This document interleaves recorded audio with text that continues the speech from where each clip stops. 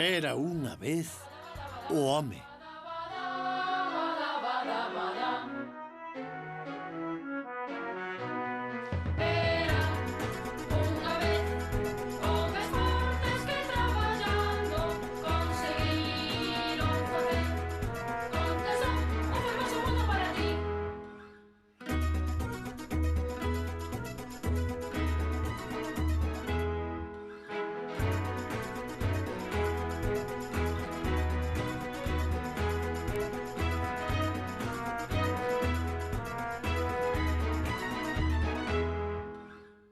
Nacemento dos Estados Unidos. No ano 1620, o Mayflower atopábase no sur de Inglaterra. Os puritanos non se deran aclimatado nos Países Baixos. Ferozmente independentes decidiron seguir a John Robinson e instalarse en Virxinia, esa nova terra americana onde a Compañía de Londres acababa de enviar os seus primeiros colonos. Só o señor pode prestarnos a súa axuda e a súa asistencia. Loémolo, señor, o noso Deus, Moi porque é ben, pero non fermoso e crees que podías xusto o facer algo louvado. máis que rezar? Sitio, facede sitio. Ti, pasa adiante. Sí, xefe. Sitio, apartade todos. Rápido, rápido. Apartade, inútiles. Que pasa? Ui, ai, ai, ai, ai. Maldito sexa este lacazán. Ai, veña, que torpe es. Ai, Ai, ai, ai, ai, ai. Son moi bonitas as túas pregarias, pero serías máis útil... que idiotas. Estades ocupando todo o camiño. Non podíades ter máis cuidado e non poñervos no medio. Cando falo, quero que se me faga caso. O Sagna, señor dos ceos, ten piedade de nós. Non imos poder embarcar todo. Vamos, rápido, rápido, rápido. Non imos caber no barco, veña. Ei, esperade, nós estamos primeiro. Que? Teño que embarcar como sexa. Non ides pasar diante de min. Estásme cabreando. Hai que esperar a vez, non vai haber prazas para todos. Por iso, deixádenos pasar. Pasade, pasade, estades vos primeiro. Iremos por ali.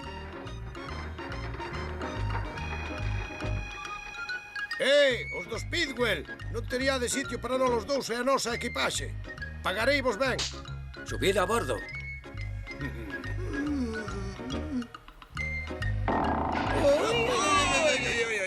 Os meus paquetes, os meus paquetes. Ui, ui, ui, ui, ui. O mar está revolto. Vira en redondo. Que estades facendo, capitán? Regresamos a Porto. Nós pagamos para ir a América. Ben, subido o bote. E imos ir remando ata América. Non, pero podedes ir ao Mayflower. Ben. Ti, ven aquí.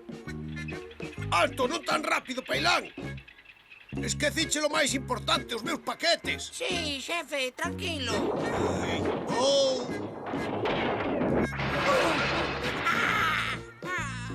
Estás preparado? Aí van. Non, xefe, non o faga, por favor. Non o faga que se vai a fundir. Oh, meu Deus, non. Marchas en min, espera.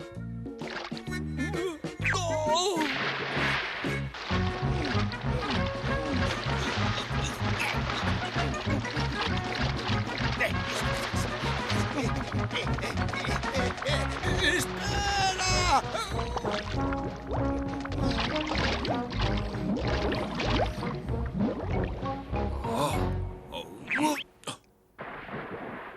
91, 92, 93, 94, 95, 96, 97, 90... Ben, non me saen as contas, ten que haber 102. Vou volver a empezar. 88, 89, 90, 91, 92, 93, 94, 95, 96, 97, 98, 99, 100. 101... E 102, a conta está xusta. E que ese símbolo da vosa graza sexa un remedio para a nosa saúde. Amén. Sí, estaban todos. O Mayflower xa podía partir cara ao seu destino. Os peregrinos do Mayflower dirixíanse cara a un país singular. 30 ou 40 mil anos antes da nosa era, os precursores da raza india viñeron desde Siberia nunha longa emigración que os conduciu ao novo continente. Algúns chegaron á Patagonia, outros estableceronse preto dos grandes lagos nas terras do norte. Había 1 millón de habitantes cando chegaron os europeos.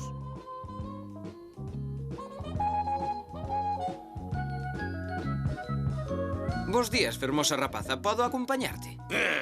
1 millón de habitantes nun territorio 16 veces maior que a España. En fin, e os bisontes. Eu que? 60 millóns de bisontes medrando e multiplicándose para darlle ao indio todo o que necesitaba. Carne para alimentarse, peles para vestirse, tendóns para as cordas dos seus arcos, osos para as puntas das súas frechas.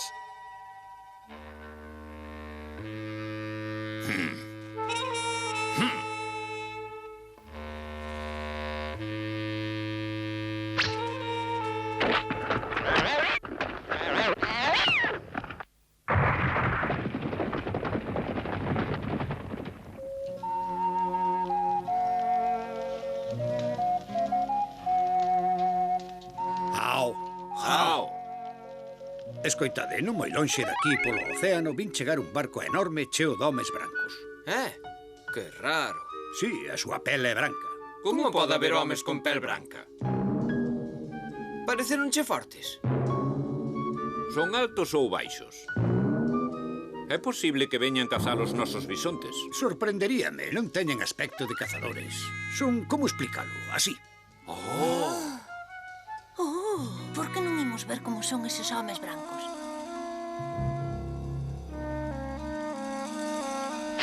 Déixate, vou ir preparar a comida. Acala, Pen. Ai, este bicho é moi agresivo.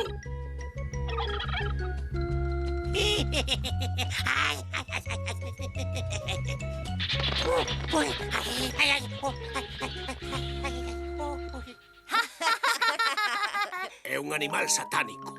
Non, non, é o señor quen nolo envía para regalo e satisfacción dos seus fieis.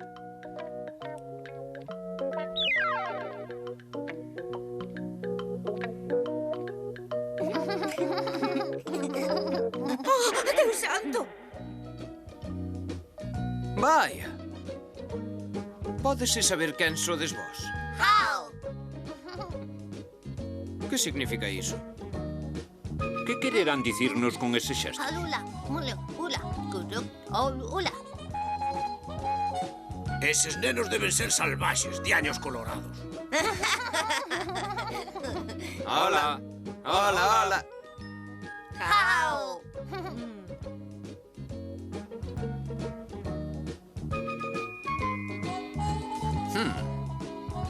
Oh. Ofrecer pel animal. Aquí están. Pídelle dúas. Ofrécelle un peite. Que dicir?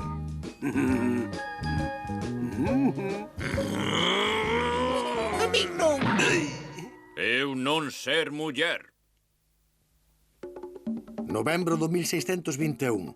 Estas festas serían a orixe do Día da Acción de Grazas. 90 indios participaron Eu neles. ser amigo teu. Pero a pesar da confraternización, ia ser moi difícil un entendemento entre eses seres os que os separaban 10.000 anos de civilización. O afán de conquista duns contrastou duramente coa inxenua rusticidade dos outros. América coñecería a expansión. Despois dos indios vidos de Siberia e antes de que chegasen os españois e os ingleses, outros habitantes pisaron as terras norteamericanas. Os vikingos de Érico Roibo, alá polo século X. E cando o 12 de outubro de 1492 Colombo descubriu América, producíronse algúns erros. En primeiro lugar, Colombo, influído por Marco Polo, creu que chegara á India. Por iso lles chamou indios aos indígenas. Algúns anos máis tarde, coa necesidade de darlle nome a esa parte do mundo, decidiuse chamarlle América, en honor a Américo Vespucho, quen, a dicir verdade, nin descubrira, nin conquistara, nin colonizara nada. Así se escribe a historia e a xeografía. A primeira colonia inglesa en América foi Virxinia, descuberta no 1584 por Walter Raleigh. Pero ata o 1607 non chegaron os primeiros emigrados e foi a eses emigrados aos que en 1620 quixeron unirse os peregrinos do Mayflower, pero perderonse e chegaron ata o Cabo Cod. Será mellor que vayamos cara ao sur. E por qué? Esta terra parece hospitalaria. Vamos desembarcar aquí. Capitán, non penso repetilo máis. Leve áncoras agora. Quere dicir que me obriga. Ui, basta. Non tedes máis remedio que obedecerme, capitán. Do contrario... Ui.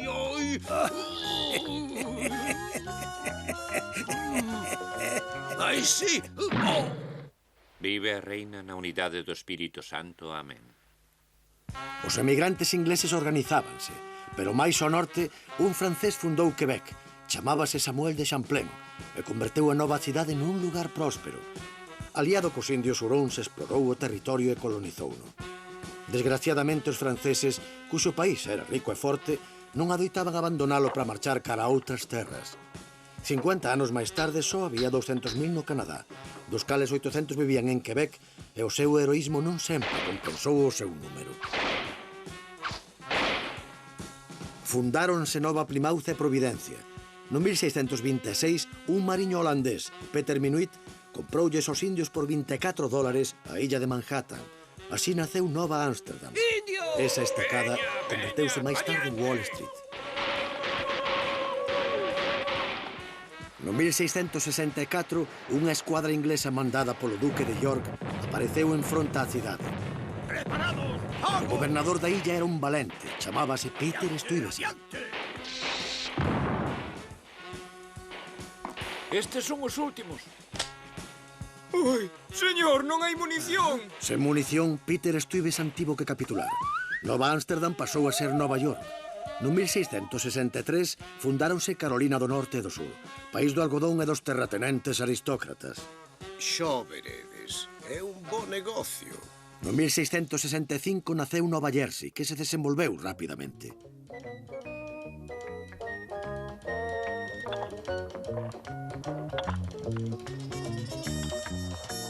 Non se seguiron estritamente as miñas instruccións. Aquí manda todo o mundo, pero isto vai cambiar. Ui, ai.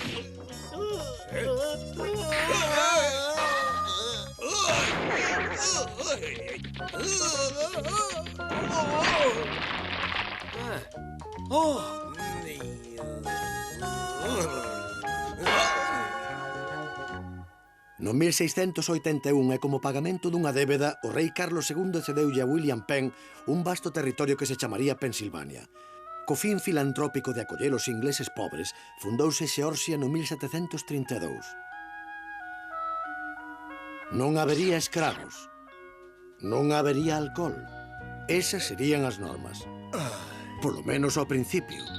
Esas colonias medraron dun xeito accidental. O azar, o clima, os acontecementos, o carácter dos individuos, todo contribuía. Pero, canto camiño había que percorrer antes de que todas elas chegasen a conformar unha nación? As 13 colonias estendíanse ao longo da costa e de 100 a 300 kilómetros cara ao interior. Para o seu desenvolvemento necesitaban a axuda dos indios. Ao principio todo ia ben. Aquí, Ter. Perfecto, véndenos unha parte das túas terras, pagaremos che ben. Querer comprar as nosas terras. Un momento. Jao, Jao. comprar nosas terras. E por qué? Eu non entender. Comprar tamén, quizáis, frescas augas de ríos, nubes de ceo, o lume. Comprar todo iso. Esas cousas estar aí, podedes coller se necesitades.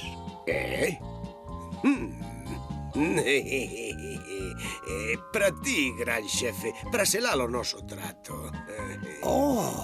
Isto é o néctar da vida.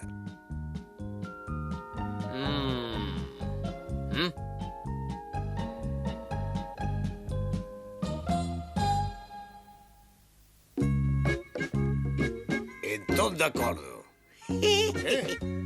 Este é o voso terreo. Un emprazamento magnífico. Tomade.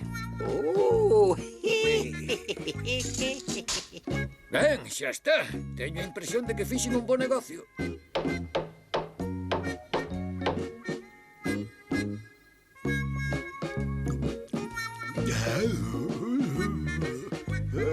Rapaces, fixadevos que indio.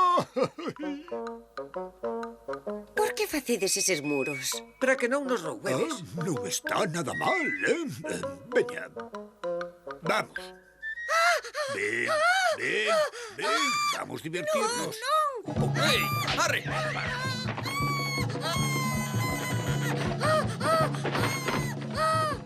Calma, amigo, calma. Só queríamos divertirnos. Non berres, preciosa, non vas conseguir nada. Ui! Non, non. Ai. Cuidado, escapa. Hai que evitar que fale.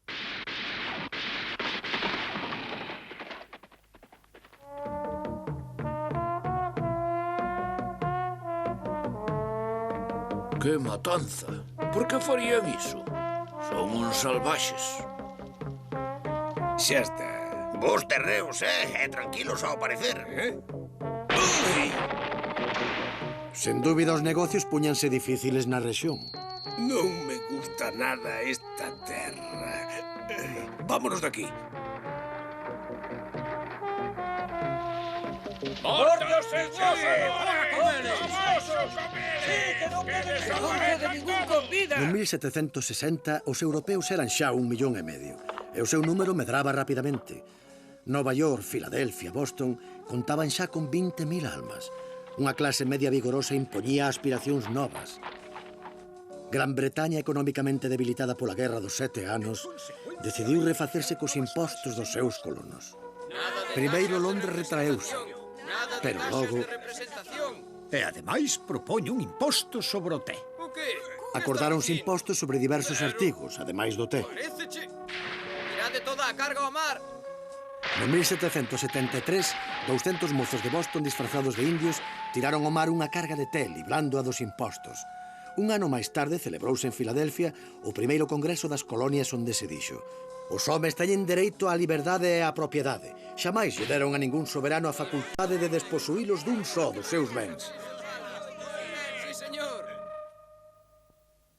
O 2 de febreiro de 1775, no Parlamento de Londres, Massachusetts foi declarado en rebelión. O bloqueo das colonias estaba decidido. Xa despois do motín do té en Boston, Xurxo III dixo: a partir deste momento, as colonias deberán someterse ou vencernos. E empezou a loita.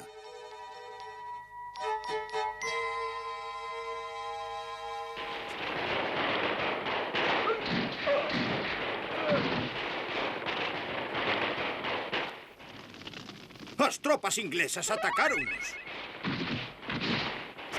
Cumpride co vosso deber. O general Gates, que estaba á fronte das tropas inglesas en Boston, non sabía aínda que a Guerra da Independencia acababa de empezar.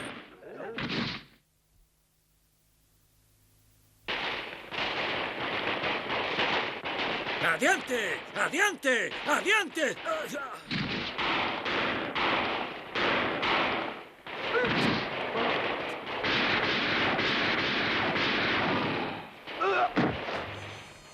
Que querían en realidade eses rebeldes?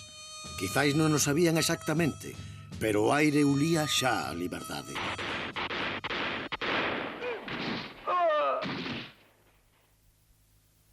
¡Ingleses! Declarando os rebeldes, acumulando torpeza sobre torpeza, os ingleses foron conducidos cara á única saída posible, a independencia.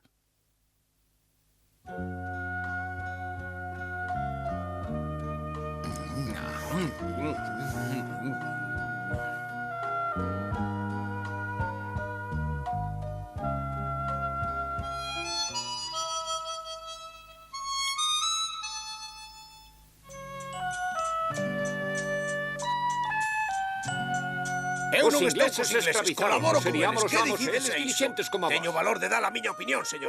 Ui, colabora. Os amigos, incluso as familias, separábanse para loitar en bandos opostos. Un terzo era patriota, outro terzo pro-inglés, o resto neutral. Ben, xa que non estamos de acordo, adeus. 1775, George Washington foi nomeado comandante en xefe das tropas americanas. Os rebeldes carecían de todo, ata tal punto que Franklin considerou a posibilidade de volver aos arcos e ás frechas. 2 días máis tarde, asaltaron o Bunker Hill.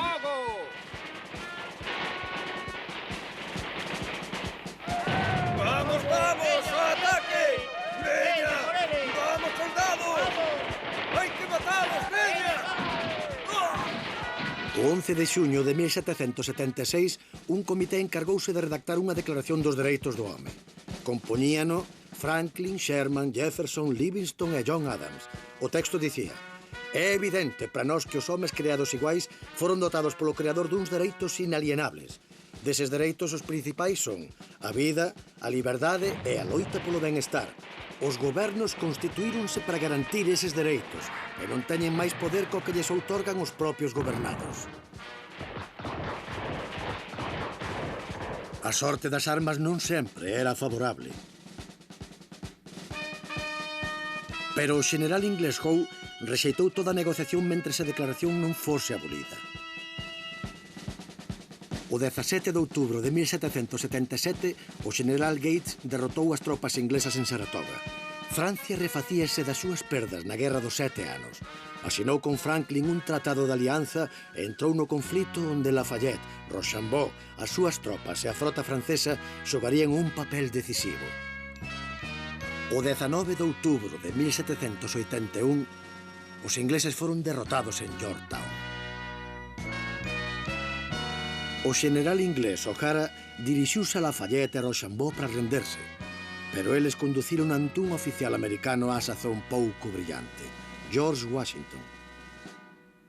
Coa súa independencia recoñecida no 1783, os Estados Unidos verían medrar o seu territorio. No 1803 incorporouse Luisiana, comprada a Francia, no 19 Florida, no 20 Maine, no 46 Texas, no 50 Oregón, no 48 California, Nevada, Utah e Arizona cedidas por México. Chegados de Irlanda, de Alemanha e Inglaterra, os emigrantes afluían como moscas. A poboación pasou de 3 a 25 millóns. Como a vida empezaba a facerse difícil nas cidades costeiras, a xente emigraba cara ao oeste. Que raio estás facendo no meu carromato? Adiante! Os indios abatidos, cazados dentro das súas propias terras, non sempre se deixaban asasinar dócilmente.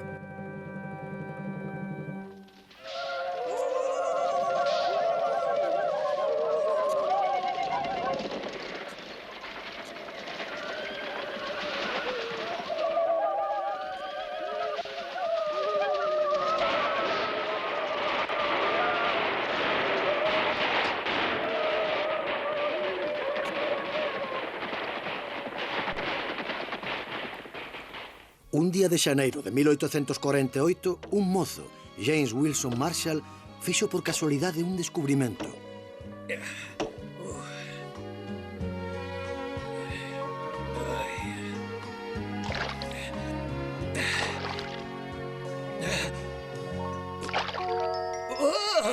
Ouro! Ouro! Atopei ouro!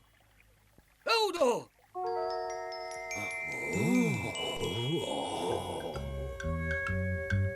Tan pronto como se difundiu a noticia, empezou a febre.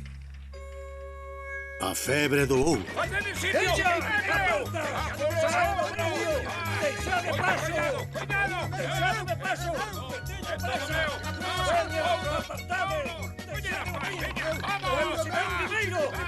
Adiante! Sitio, sitio. De sitio! Podías ter máis coidado, non? Ai, perdón. Nas terras auríferas aumentou a febre.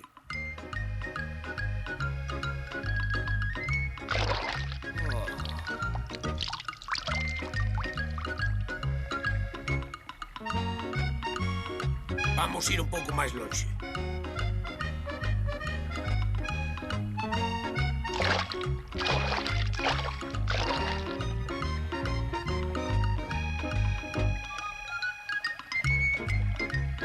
Oh, mira, unha bebida enorme. Este é o meu sitio, polo tanto é miña. Como dis? Hurra, hurra, hurra! Eu vina primeiro, así que é miña.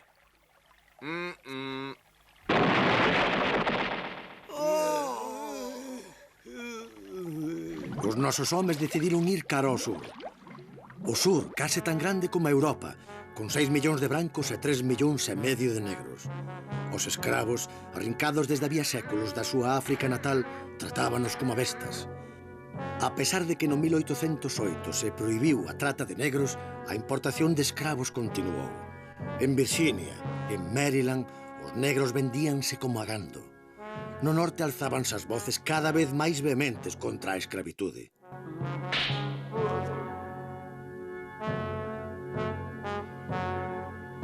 Como reacción, o sur reclamou a súa autonomía. O frágil equilibrio entre os estados do norte e os do sur non tardou en romper. Toma! O novo presidente da Unión, Lincoln, clamou insistentemente pola unidade, pero o 12 de abril os confederados atacaron o Forte Sumter. Non! O primeiro acto da Guerra de Secesión, onde se afirmou a gran figura de Abraham Lincoln.